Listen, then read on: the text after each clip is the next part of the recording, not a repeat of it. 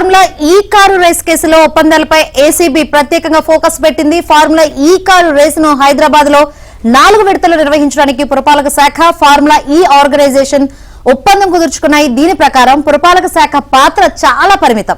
Race track నిర్మించడం, ఇతర civil పనులు మాత్రమే పురపాలక శాఖ బాధ్యత. ఈ కార్ రేసు నిర్వహించేది ఫార్ములా ఈ ఆర్గనైజేషన్. తాను ప్రమోటర్ గా ఉంటారని, అందుకయ్యే వ్యయాన్ని ఎఫ్ఈఓకు చెల్లిస్తానని ఎస్ నెక్స్ట్ జెన్ అనే సంస్థ ముందుకు వచ్చింది. రేస్ వాణిజ్య వ్యవహారాలను తాను చూసుకుంటానని చెప్పింది. ఈ మేరకు 3 పార్టీల మధ్య త్రైపాక్షిక ఒప్పందం కుదిరింది. అంతే తప్పితే ప్రమోటర్ తప్పుకుంటే ఆ బాధ్యత ప్రభుత్వానిదని, ఎఫ్ఈఓకు చెల్లించాల్సిన డబ్బులను ప్రభుత్వమే చెల్లించాలంటూ ఒప్పందంలో ఎక్కడా లేదు. అటువంటి నిబంధన కూడా లేదు. కానీ 2వ విడత రేస్ నిర్వహణ సమయంలో స్పాన్సరర్ తప్పుకోవడంతో ప్రభుత్వమే స్పాన్సరర్ అవతారం ఎత్తింది. ఈ వ్యవహారంపై ఏసీబీ ప్రత్యేకంగా దృష్టి సారించింది.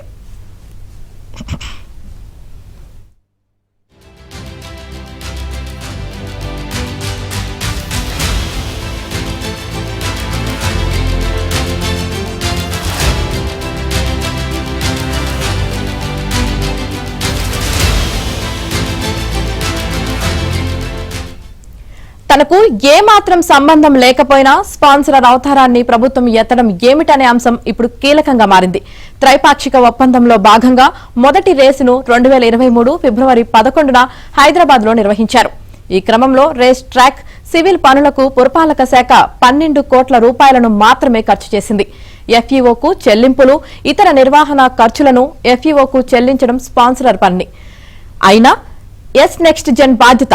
కానీ 2023 మేలో 10వ సెషన్ నిర్వహించాల్సి ఉండగా నష్టాలు వస్తున్నాయంటూ ముందే ఆ కంపెనీ తప్పుకుంది. అప్పటికే 50% ఫీజు చెల్లించాల్సి ఉంది. దానిని చెల్లించలేదు. ఆ తర్వాత ఈవెంట్కు ముందే మరో 50% చెల్లించాలి. ఇందులో స్పాన్సరర్ కంపెనీ విఫలమైతే 4% వార్షిక వడ్డీతో ఎఫ్ఈఓకు నష్టపరిహారం చెల్లించాలి. అయినా ఎస్ నెక్స్ట్ జెన్ తప్పుకుంది. తనకు ఏమాత్రం సంబంధం లేకపోయినా ఆ బాధ్యతను పురపాలక శాఖ నెత్తికి ఎత్తుకుంది.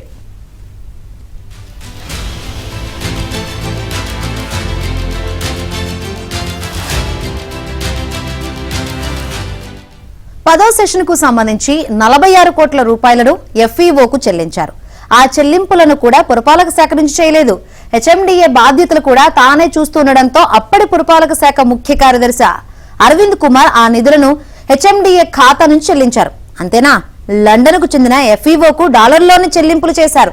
నిజానికి డాలర్లలో చెల్లింపులు చేయాలంటే అందుకు రిజర్వ్ బ్యాంక్ ఆఫ్ ఇండియా అనుమతి ఉండాలి. కానీ దానిని తీసుకోలేదు.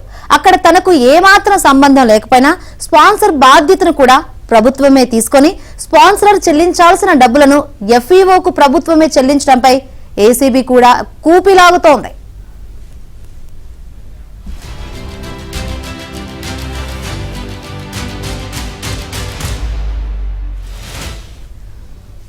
ఫార్ములా ఈ కార్ రేసును స్పాన్సర్ చేయడానికి ముందుకు వచ్చిన ఎస్ నెక్స్ట్ జెన్ కంపెనీ పూర్వాపరాలు ఇప్పుడు కీలకంగా మారాయి. కేవలం 2 లక్షల రూపాయల మూలధనంతోనే ఆ కంపెనీ ఏర్పాటైంది. అది కూడా ఒప్పందం కుదుర్చుకోవడానికి కేవలం 4 నెలల ముందే. గ్రీన్ కోలో డైరెక్టర్లుగా ఉన్న వ్యక్తులు వ్యక్తిగత హోదాలో ఈ కంపెనీని ఏర్పాటు చేశారు. ఫార్ములా ఈ కార్ రేస్ కు సంబంధించి త్రైపాక్షిక ఒప్పందం 2022 అక్టోబర్ 25న జరిగితే దానికి కేవలం 4 నెలల ముందు అంటే జూన్ 29న కంపెనీని రిజిస్టర్ చేశారు. కంపెనీ డైరెక్టర్లుగా అనిల్ కుమార్, మహేష్ కొల్లి ఉన్నారు. వీరిద్దరూ దేశంలోనే అతిపెద్ద ఎనర్జీ కంపెనీ అయిన గ్రీన్ కోలో డైరెక్టర్లుగా బాధ్యతలు నిర్వహిస్తున్నారు.